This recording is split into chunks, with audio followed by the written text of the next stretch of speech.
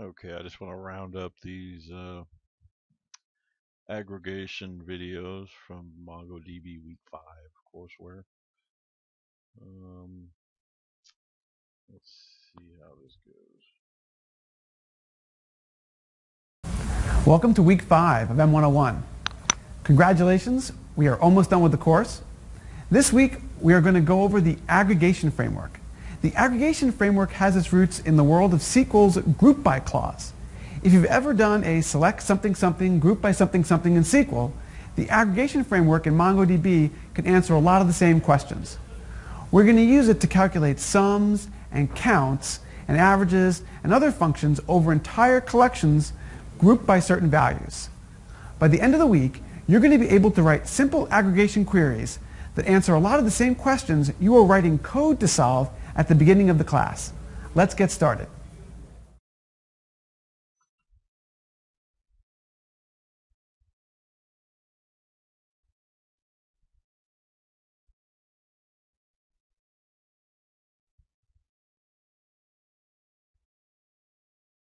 Let's start out with a simple example of aggregation in MongoDB to motivate how this stuff works.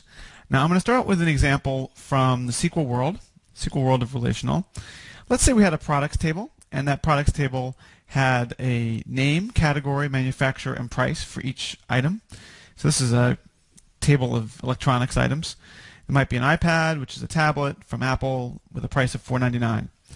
If I wanted to get a report of how many products there were from each manufacturer, the way I would do that in SQL is select manufacturer, comma, count star from products, where I group by manufacturer.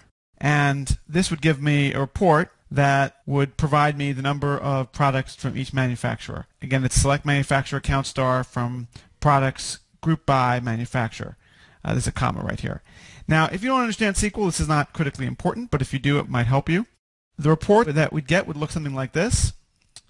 We would have a manufacturer, and then the count star for each one. So we would have a little report that said, okay, Apple has 2 products and Samsung has 3 products. So it's this group by clause that is very interesting, along with this aggregation function, which in SQL was count star. All right, how do we do that in MongoDB? Let's go and look at a collection that is very similar to that table from the relational world. Here we have a table of items that are exactly the same as the ones that were in the other relational table, where each one has a name, and let's say a Kindle Paperwhite, and a category, tablets, and a manufacturer, Amazon, and there's like 6 or 7 things in this collection. It's pretty small. I just created it now. How would we aggregate so that we could find out the number of products from each manufacturer? The way we would do that is as follows. I put this collection in a database called aggregation, so that doesn't matter. That's where I put the collection. We would call the aggregate function, and this is how you do it in the Mongo shell. And this unit we're going to focus mostly on the Mongo shell because it maps very cleanly to the drivers, and I don't think it adds a lot to explain how it works in the drivers. But let's say we do db.products.aggregate, and again, products is the collection. I want to do a group by, and then I would have a $group operator, and then I want to group by manufacturer, and I want to get the count. And the way I do that, we'll explain this how this works a little bit later, is we create a new key called numProducts, and we sum for each one 1. And we're not going to explain exactly how this works right now because I want to go through it in the following lessons. I just want to give you a high-level overview of the aggregation framework right now. But I want you to just notice a few things about this command. The first is that the $group operator is in its own document, so $group right here. The second is this is in an array, and there can be other operators, and we're going to go through how that works. But for right now, we just have the one. So I had open parentheses, and I had an open array here. And then I have a document with $group. The value for the $group operator has a couple different parts. The first part is _ID, and you can kind of think of this as creating a new collection where we're going to group by manufacturer. Manufacturer was a key in my collection, but now it's data to this. It's a field, and as a result, we have to prepend this $, and the whole thing needs to be quoted. And then it's going to create a new field called numProducts. that is going to call the dollar sum operator and add 1 for each one. We'll go through exactly how this works, but let's just see it work and see what we get. Okay, we get back 5 documents, and each document corresponds to one row that we might have gotten back if we had done a group by manufacturer in SQL. So for instance, the first document is Amazon, num products 2. The second document is Sony, num products 1. The third document is Samsung, num products 2. So this is just a simple overview and an example of how you would group by manufacturer in a collection to get back aggregation results. Now it's your turn to write a query. Here's the quiz. Let's say you had a pipeline in MongoDB. And if you're familiar with the Unix world, you probably know what pipes look like. For instance, if I wanted to look in a directory and find the size of every subdirectory in it, du-s star piped to sort -n, that would numerically sort the size of the subdirectories and print them on my screen. So that's the Unix world of pipes, and we have a similar idea of a pipeline here.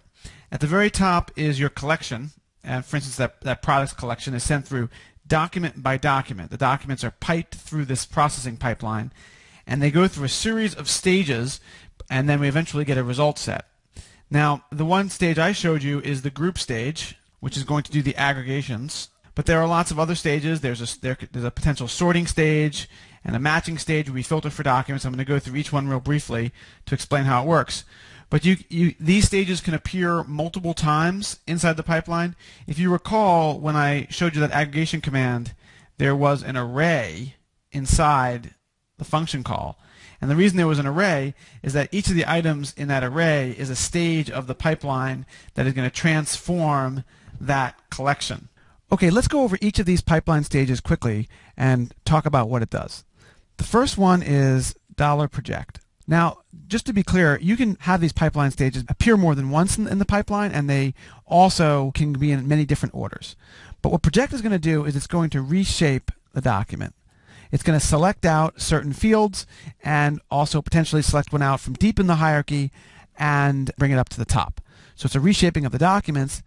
And for every document that comes into the projection stage, one document is going to leave the projection stage. And so we say this stage is one-to-one in terms of its handling of the documents.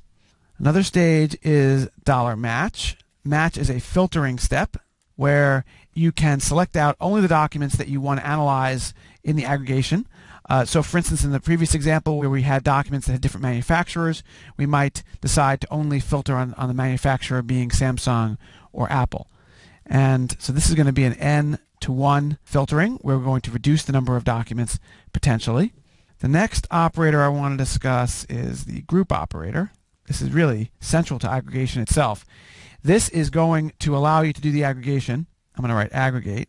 And inside the group stage, you can use things like sum and count that will group together the documents and perform these aggregation functions. So by its nature, this is an n-to-1 stage where we're going to reduce down the number of documents as we go through this stage. Now you can also sort your documents, which does pretty much what you'd expect. Sorts the documents in a particular order. Sorting by itself is a one-to-one operator. Every document that comes in comes out, although maybe in a different order. And once you finish sorting documents in a pipeline stage, it could be interesting to, let's say, skip forward in the documents, and that just skips. Much like you would when doing a query, if you sort, you might want to skip forward from the result, let's say skip 10 or skip 100, and then by its very nature, skip is going to be an n-to-1 transformation, which is that some documents are going to enter that are not going to exit. You can limit the number of documents that you send through to the next stage, and limit works very naturally with sort and skip. So you might sort by something and then skip the first 100 and then limit yourself to 20, and this limits the number of documents that goes through the stage, that come out of the stage, I should say. And again, this is an n-to-1 transformation where we're going to reduce down the number of documents. Now, in order to group by something in a hierarchical document that may in fact have an array of items, we need to somehow flatten this data, and the way we're going to do that is with the unwind stage. And that's going to essentially normalize our data. All right, let me show you how it works. So let's say you had tags inside a document, and you had red, blue, and green. If you put the document through an unwind stage, you would wind up with 3 documents, one that had tags red, one that had tags green, and one that had tags blue.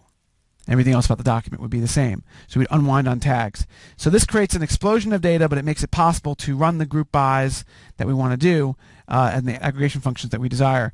So this is going to expand the number of documents we have. If for any given document, if there's n items in an array, we're going to get n documents out. So these are the main operators that we're going to use in aggregation. Normally, aggregation puts all of its output, returns it directly to you as a set of documents in a cursor. But if you want to redirect those documents to another collection, you can do it with the $out stage and name a collection that should get the results. So this is all about taking the output of the aggregation. One-to-one, everything that comes in goes out. And then some stages that we're not going to heavily get into in this particular course, but you can read about them online, are $redact and $geoneer. These operators are both, well, the redact operator is a security-related feature that can be used to limit what documents certain users see, and the geoneer stage allows you to perform location-based queries to limit the documents that come through the pipeline stage based on location. All right, so now that you know what stages exist in the aggregation pipeline, it's time for a quiz. And let's go through that simple aggregation example I showed you in the first lesson in a detailed way. So if you recall, we started with a products collection, and then we did some grouping on that collection to get a results collection that was shown from the aggregation function. Now here is the collection, if you recall. It was this list of products, and the products have a manufacturer and a name and a category, and we wanted to get the number of products by each manufacturer. This was the query over here that we used. We called db.products.aggregate. We put it through, there's only one stage to our aggregation pipeline. It was a $group, where we asked to group by manufacturer, and we do that by specifying an _ID. And then we were creating a new key called numProducts, and then with the operator $sum. So what logically happens here? All right, so the aggregation framework is going to run through every one of these documents. So the first document it's going to consider is this one. And this document has a manufacturer of Apple. Now if you recall, we're going to create in our results set, we're going to look for a resulting document with an _ID of that of manufacturer, and in this case it's Apple. So as we go through that first document, we're gonna look and we're gonna say, is there one with an _ID of Apple? No.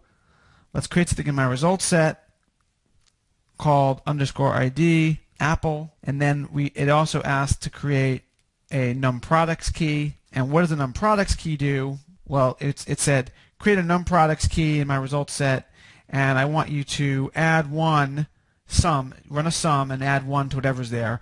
There's nothing there to start, and it seeds it at 0, so it'll start it by adding 1. It'll put it right there, 1. So again, as it's running through these products, it's creating a new collection of the results. So the group phase doesn't run the documents from one end to the other. It actually processes each one, grouping it, and then creating a new set of aggregated documents. Let's look at the second document. The second document has a manufacturer of Apple, and again, it would go through and they would say, all right, it's almost like an upsert. It would look and say, is there something with an _ID of Apple? Yes, there is. Run that sum on it. It said add 1 to numProducts, so that's going to update the numProducts to 2. And it's going to run to the third document in the collection. The third document collection has a manufacturer of Apple. So remember, we were looking for a document in the results set with an _ID of Apple. We do have one. We're going to add 1 again to it. And now we're going to wind up with 3. Now, the fourth document in this products collection has a manufacturer of Samsung. We're going to look for a document in the results set that has an _ID of Samsung. We're not going to find one. So we're essentially going to, if you will, upsert it, put something in the results set with Samsung as an _ID, and we're going to, again, create a numProducts key, and this was my name. It's arbitrary. And we're going to add 1 to what was there, which is nothing, so we're going to get 1. And so on and so forth as we run through this collection. The next one is a product from Sony. So we're going to look for a document with _ID of Sony. We're not going to find one, so we're going to create it, _ID of Sony, and then initialize it to be numProducts 1, because of that sum operator again. When we're done, we're going to get a resulting set of documents that's going to run to the next stage of the pipeline. And that set of documents is going to have an underscore ID equal to the manufacturer of each of these products, and num products is going to be the number of products that each manufacturer manufactured. You can almost look at this again as an upsert, or I like to think of it as an upsert, because it's creating documents in the result set if they don't already exist. If they do exist, it's just updating them. It's running that aggregation operator against the fields other than underscore ID. All right, so that's the way aggregation works in a detailed way, and they all build on this basic concept of running through the source collection, or the collection isn't always a source collection because they may have been other stages of the pipeline, but running through the documents that existed prior to that stage of the pipeline, and then building a new set of documents with an underscore ID as specified. In this case, we called upon $manufacturer to be our underscore ID, and then running the aggregation operators on the other fields that we've created, other keys and values that we've created. Okay, so let's have a quiz. Let's say we have. Now we know how to group by a single key, but what if we want to group by multiple keys? For example, what if we wanted to find the number of products that each manufacturer had in each category? This would be equivalent in the SQL world of doing a select manufacturer, comma category, comma count star from products, group by manufacturer, comma category. And if you recall, the data set looked like this. So we want to find the number of products that each manufacturer has in each category. We do this using the aggregation framework by having a compound underscore ID key. So rather than just say that we want to organize our grouped documents by manufacturer, I might say I want to organize them by manufacturer and category. And again, I get to name these any way I want. That's manufacturer, colon, dollar manufacturer, and category, dollar category. I'm having a document be my underscore ID key so that as the aggregation framework runs through those documents, it'll be looking for documents that have the same manufacturer category and running the aggregation on them. Here is that query, a little bit cleaner, written out in text. You can see that I'm grouping here, and rather than just grouping by dollar manufacturer, I'm grouping by manufacturer, dollar manufacturer, and category, dollar category. Now these names right here, manufacturer and category, are my own invention. I'm essentially able to create a new key or underscore ID for each document and name it any way I want, with these being the values. And then I am aggregating and getting the sum of all of those different groupings. So if I run that, what do I get? Let's see. So here's the results set.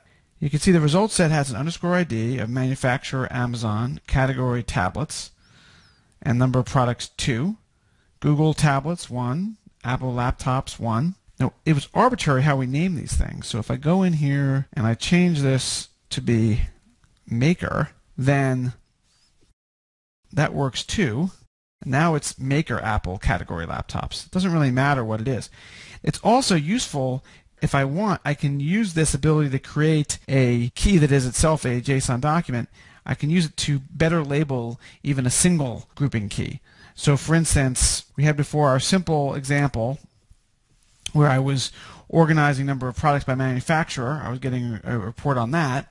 And rather than just have it be underscore ID be dollar manufacturer, what if I actually created a document key which is manufacturer colon dollar manufacturer? Now the benefit of that is that now the result is a little bit easier to read. See, rather than have it just be underscore ID Apple, maybe that was obvious before, now it's underscore ID manufacturer Apple, num products 4. Same result, but a little bit easier to read. Now you can create a compound key in the grouping phase that has as many keys as you want. So it doesn't need to be just 2, it could be 3 or 4. Whatever you want to group around, you can put right in here as the underscore ID of the documents that are going to get created during the grouping phase. Okay, let's have a quiz. That the underscore ID key of a document can itself be a complex document, and it can be. It just needs to be unique. So I just wanted to quickly make that clear. So here I have a little collection called foo, and I'm just inserting something with an underscore ID being a document of name Andrew, class M101, and hometown New York. If I do that, and I look at the collection, you can see that I have an underscore ID of a document here.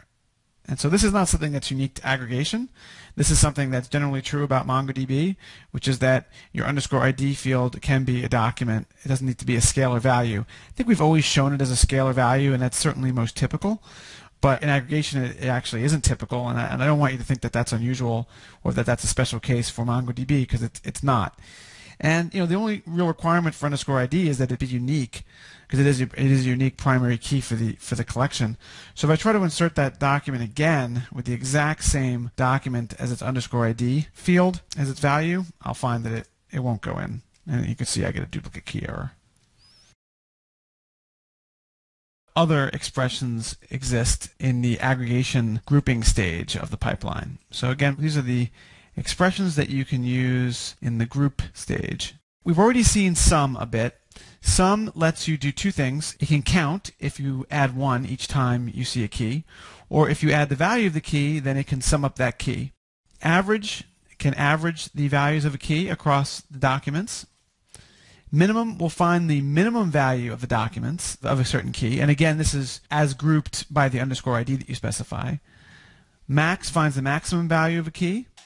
Push and add to set, these two, they build arrays. So we'll go over this in more detail, but if you want to, every time you encounter a certain value, you want to push it onto an array in the result documents, you can do that. This can get large very quickly with push. Add to set does something very similar to push, but it only adds each one uniquely. It won't add it if it's already there, so this is usually more useful. And finally, we have first and last. Now these are special.